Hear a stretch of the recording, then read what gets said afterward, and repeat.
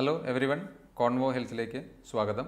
ഞാൻ doctor Abhiram, AIIMS homeopathy എന്ന multi speciality സ്ഥാപനത്തിൽ സ്കിൻ ആൻഡ് ഹെയർ ക്ലിനിക്കിൽ വർക്ക് ചെയ്യുന്ന സീനിയർ ഡോക്ടറാണ്. നമുക്ക് എല്ലാവർക്കും അറിയുന്ന പോലെ തന്നെ ഒരു വ്യക്തിയുടെ ആത്മവിശ്വാസത്തിനും പേഴ്സണാലിറ്റിക്കൊക്കെ നല്ല ഒരു പരിധി വരെ ബലം കൊടുക്കാവുന്ന ഒരു ഫാക്ടറാണ് നമ്മുടെ തലമുടി, ശരിയല്ലേ? അപ്പോൾ ഈ മുടിയുടെ കാര്യത്തിലുള്ള കുറച്ച് കാര്യങ്ങൾ ഞാനൊന്ന് ചുരുക്കി പറയാൻ വേണ്ടിയാണ് ഇന്ന് ഉദ്ദേശിക്കുന്നത്. രണ്ട് തരത്തിലാണ് ശരിക്കും പറഞ്ഞാൽ മുടിയുള്ളത്. ഒന്ന് ഒരു വില്ലസ് ഹെയർ എന്ന് പറയും, അതായത് ഒരു പ്യൂബേർട്ടിക്ക് മുന്നേ ഉള്ള സ്റ്റേജിലുള്ള ഹെയർ, കുട്ടികളിലും ആ ഒരു സ്റ്റേജ് വരെ കാണുന്നത്. പിന്നെ അത് കഴിഞ്ഞാൽ നെക്സ്റ്റ് സ്റ്റേജിൽ നമ്മളതിന് ടെർമിനൽ ഹെയർ എന്ന് പറയുന്നു. അത് പെർമനൻ്റായിട്ട് നമ്മുടെ ശരീരഭാഗങ്ങളിലും തലയിലും എല്ലാം കാണപ്പെടുന്ന മുടിയാണ്. ഇതിന് ശരിക്കും പറഞ്ഞാൽ നമുക്ക് ഈ മുടി കൊഴിച്ചിലിനെ പറ്റി പറയുമ്പോൾ നമുക്ക് അതിൻ്റെ ചുരുക്കത്തിൽ എന്താണ് ഈ മുടിയുടെ ഘടന, അതെങ്ങനെയാണ് ഗ്രോ ചെയ്യുന്നത് എന്നൊന്ന് അറിയുകയാണെങ്കിൽ കുറച്ചുകൂടി എളുപ്പമാവും. മുടിക്ക് രണ്ട് ഭാഗങ്ങളാണ് പ്രധാനമായിട്ടുള്ളത്. ഒന്ന് നമ്മുടെ ചർമ്മത്തിന് തൊട്ട് താഴെ കാണുന്ന ഒരു ഭാഗത്തെ നമ്മൾ ഫോളിക്കിൾ എന്ന് പറയുന്നത്, അല്ലെങ്കിൽ റൂട്ട്, അതിന് റൂട്ടുണ്ട് അല്ലെങ്കിൽ അഥവാ ഫോളിക്കിൾ. അത് നമ്മുടെ ചർമ്മത്തിൻ്റെ ഏറ്റവും മുകളിലുള്ള ഭാഗത്തിൻ്റെ, അതായത് എപ്പിഡെർമിസ് എന്നൊരു ഭാഗമുണ്ട്. അതിന് തൊട്ട് താഴെയുള്ള ഡെർമിസ് എന്ന ഭാഗത്തു നിന്നാണ് ഈ മുടി വളരുന്നത്. അവിടെ കുറച്ച് രക്തക്കുഴലുകളും നെർവ് സപ്ലൈയൊക്കെ കാണുന്ന ഭാഗം അതാണ്. അതുകൊണ്ട് തന്നെ ഗ്രോത്ത് അവിടെ നിന്നാണ് എല്ലാ കോശങ്ങളുടെയും പ്രധാനമായി നടക്കുന്നത്. ഇനി ചർമ്മത്തിന് മുകളിൽ കാണുന്ന ഭാഗത്തെ നമ്മൾ ഷാഫ്റ്റ് എന്നാണ് പറയുന്നത്. ഈ ഷാഫ്റ്റിന് തന്നെ 3 ഭാഗങ്ങളുണ്ട്. ഏറ്റവും പുറമേയുള്ള ഒരു ആവരണത്തെ ക്യൂട്ടിക്കിൾ എന്നും, നടുവിലുള്ള ഭാഗത്തെ കോർട്ടെക്സ് എന്നും, ഏറ്റവും ഉള്ളിലുള്ള കുറച്ച് സോഫ്റ്റ് ആയിട്ടുള്ള ഭാഗത്തെ മെഡുല്ല എന്നും പറയുന്നു. ഇതാണ് മുടിയുടെ അടിസ്ഥാനപരമായ ഒരു സ്ട്രക്ചർ. ഇതിൻ്റെ ഗ്രോത്ത് നോക്കുകയാണെങ്കിൽ 3 ഫേസിലാണ് പ്രധാനമായും അത് ഗ്രോത്ത് മുതൽ ഫോൾ വരെ നടക്കുന്നത്. അനാജൻ, ടീലോജൻ, കാറ്റജൻ, ഇങ്ങനെ 3 ഫേസാണ് പ്രധാനമായിട്ടുള്ളത്. അത് 3നും ഓരോരോ സ്റ്റേജ് ഉണ്ട്.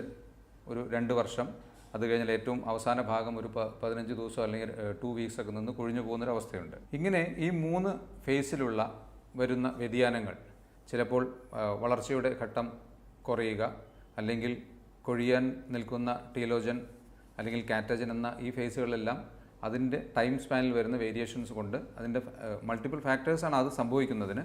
അതുകൊണ്ടാണ് ഒരു വ്യക്തിക്ക് അമിതമായ മുടികൊഴിച്ചിലുണ്ടാകുന്നത്. ആ ഫേസസിൽ വ്യത്യാസങ്ങൾ വരാനുള്ള കാരണം ഒരുപാട് ഫാക്ടേഴ്സ് ഉണ്ട്. അതിനെപ്പറ്റി ഇതിൻ്റെ അവസാനം ഞാൻ ഒന്നും കൂടി വിവരിക്കാം. ശരിക്കും പറഞ്ഞാൽ നമ്മുടെ ഒരു വ്യക്തിയുടെ മുടിക്ക് വിവിധ ഭാഷ, ദേശ, ഭൂപ്രകൃതികൾക്കെല്ലാം അനുസൃതമായിട്ട് കളറിൽ വ്യത്യാസമുണ്ട്, അതിൻ്റെ ടെക്സ്ചറിൽ വ്യത്യാസമുണ്ട്, നമ്പർ ഓഫ് ഹെയർസ് ഒരു വ്യക്തിക്ക് ഉണ്ടാകുന്നതിൽ വ്യത്യാസമുണ്ട്. അത് നമുക്ക് നോക്കിയാൽ അറിയാം. ഒരുപക്ഷെ ആഫ്രിക്ക പോലത്തെ ഒരു കൺട്രിയിലുള്ള ആ ഒരു ടൈപ്പ് ഓഫ് ഹെയർ കൂടുതലും കേളിയാണ്, ചുരുണ്ട മുടിയായിരിക്കാം. അതുപോലെ യൂറോപ്യൻ കൺട്രീസിലേക്കൊക്കെ പോവുകയാണെങ്കിൽ കൂടുതലായിട്ടും കളർ കുറഞ്ഞ് കുറച്ചും കൂടി ഒരു ബ്രൗണിഷ് ടു വൈറ്റിഷ് ടിഞ്ചുള്ള മുടിയാണ്. അങ്ങനെ ഓരോ ഭൂപ്രകൃതിക്കനുസരിച്ചും ഇത്തരത്തിലുള്ള മുടിയുടെ വളർച്ചയിലും അത് കൊഴിയുന്ന കാര്യത്തിലും എല്ലാത്തിലും വ്യത്യാസമുണ്ട്. മുടിക്ക് ശരിക്കും പറഞ്ഞാൽ ആവറേജ് ഒരു 0.017 to 0.18 മില്ലിമീറ്റർ വരെയാണ് ആവറേജ് ഒരു മുടിയുടെ തിക്നെസ്. അതുപോലെ തന്നെ ഒരു നല്ല ആരോഗ്യമുള്ള ഒരു വ്യക്തിയുടെ തലയിൽ ആവറേജ് 1 മുതൽ 1.5 അല്ലെങ്കിൽ 1.25, ഒരുപക്ഷെ നല്ല ജനറ്റിക് പാരമ്പര്യമുള്ള ഒരു വ്യക്തിയാണെങ്കിൽ 2 ലക്ഷം വരെയൊക്കെ മുടി ഉണ്ടാവാം. നമ്പർ ഓഫ് ഹെയർസ്, അതിന് നമ്മൾ ഒരു ഫോളിക്കിൾ എന്നാണ് ഓരോ ഹെയറിൻ്റെ റൂട്ടിന് പറയുന്നത്. അത്തരത്തിൽ 1 മുതൽ 2 ലക്ഷം വരെയൊക്കെ മുടികൾ ഉണ്ടാവാം. ഒരു വ്യക്തിയുടെ തലയിൽ നിന്നും ആവറേജ് ഒരു 40 മുതൽ 80, 100 മുടി വരെ കൊഴിയുന്നത് ഒരുപക്ഷെ സ്വാഭാവികമാവാം. ആ മുടിയെല്ലാം തിരിച്ചു വളരുന്നതാണ്. പക്ഷേ ശ്രദ്ധിക്കേണ്ട കാര്യം, ഇതെല്ലാം ഒരു ജനറ്റിക് ഫാക്ടറിനെ ഡിപ്പെൻഡ് ചെയ്തിട്ട് നമുക്ക് പറയാൻ പറ്റുള്ളൂ. ഒരുപക്ഷെ നമ്പർ ഓഫ് ഹെയർസ് കുറവുള്ള ഒരു വ്യക്തിയുടെ തലയിൽ നിന്ന് കൂടുതൽ മുടി കൊഴിയുകയാണെങ്കിൽ അതൊരു മുടി കൊഴിച്ചിലായിട്ട് കണക്കാക്കേണ്ടി വരും. അതേസമയം ഒരുപാട് മുടി, നമ്പർ ഓഫ് ഹെയർസ്, ഫോളിക്കിൾസ് ഉള്ള ഒരു വ്യക്തിയുടെ തലയിൽ നിന്ന് കൂടുതൽ മുടി കൊഴിയുന്നതും ഒരുപക്ഷെ ഓക്കെ ആയിരിക്കാം. അത്രേ അതിനെപ്പറ്റി പറയാൻ പറ്റൂ. ഇനി നമുക്ക് ഇതിൻ്റെ കാരണങ്ങൾ എന്തൊക്കെയാണ് എന്ന് പരിശോധിക്കുകയാണെങ്കിൽ ഏറ്റവും പ്രധാനമായിട്ട് കാണുന്ന ഒരു കാരണം ജനറ്റിക് പാരമ്പര്യം തന്നെയാണ്, പ്രത്യേകിച്ചും ആണുങ്ങളിൽ. കാരണം നമുക്കറിയാം, പലരിലും ഒരു വി പാറ്റേൺ അല്ലെങ്കിൽ എം പാറ്റേൺ എന്ന് പറഞ്ഞതുപോലെയാണ് മുടി കൊഴിയുന്നത്. 2 സൈഡിലും നെറ്റി കയറി കാലക്രമേണ മേ ബി ഒരു 40 വയസ്സിന് ശേഷമോ അല്ലെങ്കിൽ 50 വയസ്സിന് ശേഷമോ ഒക്കെ ആയിരിക്കും ആണുങ്ങളിൽ കൂടുതലായിട്ട് മുടി കൊഴിഞ്ഞ് ഒരു കഷണ്ടി എന്ന രൂപത്തിലേക്ക് എത്തുന്നത്. അതിന് പാരമ്പര്യം വലിയൊരു ഘടകമാണ്. അപ്പോൾ ഒരു കാരണമായി നമുക്ക് പറയാവുന്നത് പാരമ്പര്യ ഘടകമാണ്, ജനറ്റിക് ഫാക്ടേഴ്സാണ്. 2, ഹോർമോണൽ വ്യതിയാനങ്ങൾ വളരെ പ്രധാനപ്പെട്ടതാണ്. പ്രത്യേകിച്ച് സ്ത്രീകളിൽ തൈറോയിഡ് ഹോർമോൺ വലിയൊരു ഫാക്ടറാണ്. പുരുഷന്മാരിലാണെങ്കിൽ ആൻഡ്രോജൻസ് എന്ന് പറഞ്ഞ ഒരു ഗ്രൂപ്പ് ഓഫ് ഹോർമോൺസ്, ടെസ്റ്റോസ്റ്റിറോൺ, ശരിക്കും പറഞ്ഞാൽ ഈ മെയിൽ ഹോർമോൺസിൻ്റെ അല്ലെങ്കിൽ ഫീമെയിൽ ഹോർമോൺസിൻ്റെ ആണെങ്കിലും എല്ലാ സ്ത്രീകളിലും ഒരു ചെറിയൊരു ശതമാനം മെയിൽ ഹോർമോൺസ് ഉണ്ട്. അപ്പോൾ ഇതിൻ്റെ ഒരു സന്തുലിതാവസ്ഥയാണ് ശരിക്കും പറഞ്ഞാൽ വേണ്ടത്. ഇപ്പം നല്ലൊരു ഹോർമോൺ ടെസ്റ്റോസ്റ്റിറോൺ മുടി വളർച്ചയെ സഹായിക്കുന്നുണ്ട്. അമിതമായാൽ മുടി കൊഴിയാനും സാധ്യതയുണ്ട്, നല്ലോണം കുറഞ്ഞാലും മുടി കൊഴിയാൻ സാധ്യതയുണ്ട്. അതുകൊണ്ട് സന്തുലിത അവസ്ഥയാണ് ശരിക്കും പറഞ്ഞാൽ ഇതിന് വേണ്ടത്. അപ്പോൾ അതിൽ വരുന്ന വലിയ ഫ്ലക്ച്വേഷൻസ് തീർച്ചയായിട്ടും മുടി കൊഴിച്ചിലിനെ വർദ്ധിപ്പിക്കും. ഇനി ഡെഫിഷ്യൻസീസ്, അത് വലിയൊരു ഫാക്ടറാണ്. അത് കുട്ടികൾ മുതൽ മുതിർന്നവരിൽ വരെ പ്രധാനമായി കാണാവുന്ന ഒരു ഡെഫിഷ്യൻസി അയൺ ഡെഫിഷ്യൻസിയാണ്. നമ്മുടെ ശരീരത്തിൽ ഇരുമ്പിൻ്റെ അല്ലെങ്കിൽ അയണിൻ്റെ അംശം കുറഞ്ഞു പോകുന്ന ഹീമോഗ്ലോബിൻ ഡെഫിഷ്യൻസി എന്ന് നമ്മൾ സാധാരണ ടെസ്റ്റ് ചെയ്താൽ മനസ്സിലാവുന്ന ഒരു ഡെഫിഷ്യൻസിയാണത്. അയൺ, സിങ്ക്, സെലീനിയം, മഗ്നീഷ്യം ഇത്തരത്തിലുള്ള പല ധാതുക്കളുടെയും കുറവുകൾ കൊണ്ട് മുടി കൊഴിയാനുള്ള സാധ്യതയുണ്ട്. ഇനി ന്യൂട്രീഷണൽ ഡെഫിഷ്യൻസീസിൽ വീണ്ടും പ്രോട്ടീൻ കുറഞ്ഞാൽ മുടി കൊഴിയാൻ സാധ്യതയുണ്ട്. ബി ഗ്രൂപ്പ് ഓഫ് വൈറ്റമിൻസ് കുറഞ്ഞാൽ മുടി കൊഴിയാൻ സാധ്യതയുണ്ട്. അപ്പോൾ അത്തരത്തിൽ നമുക്ക് ഡെഫിഷ്യൻസീസ് കൊണ്ടുണ്ടാകാവുന്ന മുടി കൊഴിച്ചിൽ വേറൊരു ഭാഗം. ഇനി ശിരോചർമ്മ രോഗങ്ങൾ മുടി കൊഴിച്ചിൽ ഉണ്ടാക്കാൻ സാധ്യതയുണ്ട്.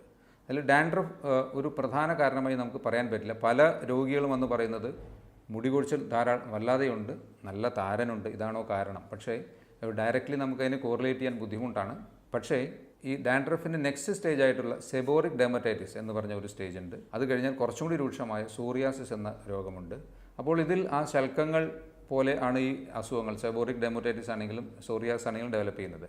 അതിൻ്റെ കൂടെ തന്നെ ഈ ഹെയർ റൂട്ട്സ് ഇളകിപ്പോരാൻ സാധ്യതയുണ്ട്.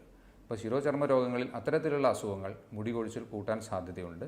ഇതുകൂടാതെ ഫംഗൽ ഇൻഫെക്ഷൻസ്, അത് വട്ടത്തിൽ ആലോപേഷ്യ ഏരിയേറ്റ എന്ന് പറയുന്നൊരു അസുഖമുണ്ട്. അത് വട്ടത്തിൽ മുടി കൊഴിഞ്ഞു പോകുന്നതിന് ഫംഗൽ ഇൻഫെക്ഷൻസ് ഒരു പക്ഷേ കാരണമാവാം. ഇതേ അലോപേഷ്യ ഏരിയേറ്റ തന്നെ ഒരു പക്ഷേ ഓട്ടോ ഇമ്മ്യൂൺ അസുഖമായും സെൽഫ് ഡിസ്ട്രക്റ്റിംഗ്, അതായത് നല്ല കോശങ്ങളെ ശരീരം തന്നെത്താനെ നശിപ്പിക്കുന്ന ഒരവസ്ഥയായിട്ടുള്ള ഓട്ടോ ഇമ്മ്യൂൺ അസുഖങ്ങളിലും ഈ അലോപേഷ്യ ഏരിയേറ്റ കാണാൻ സാധ്യതയുണ്ട്. വീണ്ടും മനസ്സും ശരീരവും ഞാൻ നേരത്തെ സൂചിപ്പിച്ചു. അതുപോലെ തന്നെ സ്ട്രെസ്സ് ഒരു പ്രധാന കാരണമായി നമുക്ക് മുടി കൊഴിച്ചിലിന് പറയാം. പക്ഷേ നമ്മൾ ഒരു രോഗി മുടി കൊഴിച്ചിലെന്ന അസുഖമായി വരുമ്പോൾ നമ്മൾ അവരോട് ചോദ്യങ്ങൾ ചോദിക്കുമ്പോൾ അവർ പറയുന്നത്, ഇല്ല ഡോക്ടറെ, എനിക്ക് ഈ അടുത്തൊന്നും സ്ട്രെസ് ഉണ്ടായിട്ടില്ല.